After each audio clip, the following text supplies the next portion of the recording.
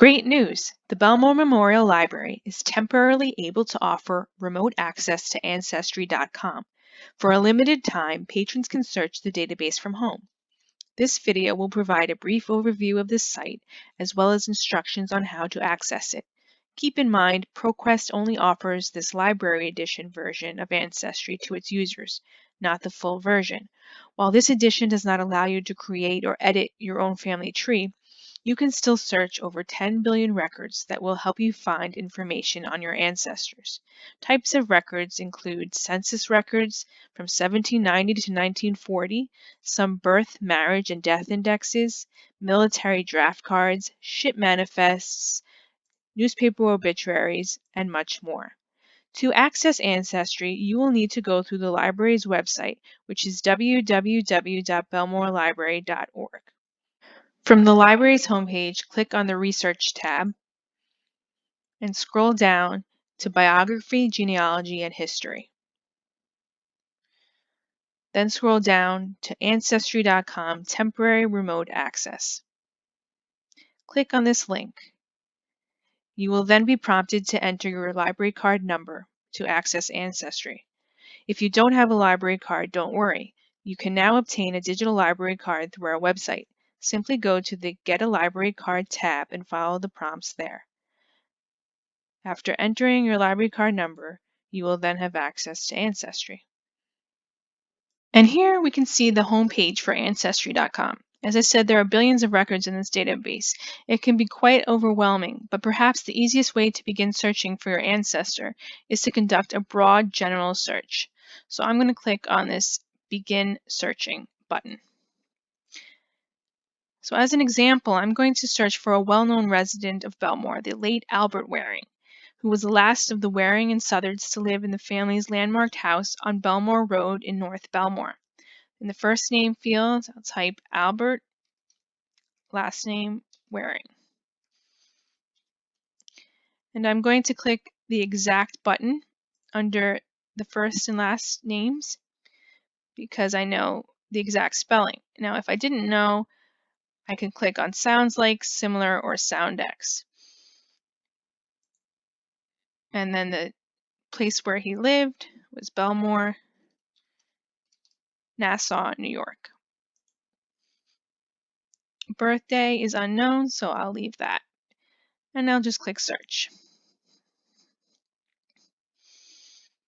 Now notice how this search has yielded over 3,000 records. Not all of these records pertain to the same Albert Waring that I'm searching for. One way that I can limit these results and weed out unwanted hits is to narrow down the location to county. I'll just drag that over and click Update. Now you'll see that there are only 4 records in my results, which is much more manageable. You see on the side there's 2 census records, 1 birth, marriage, and death record, and 1 military record. So the military record here is a World War II draft card.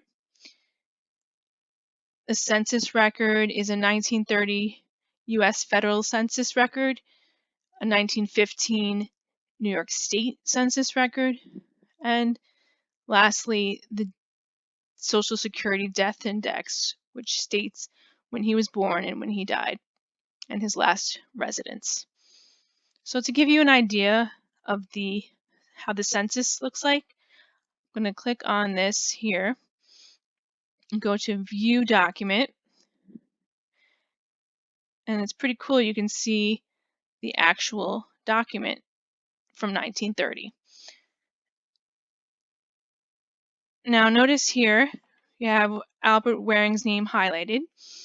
And if you hover over each field, it'll tell you transcribed that he was male, he was white, he was 19 at the time of the census, he was able to read and write, he was born in New York, and so on.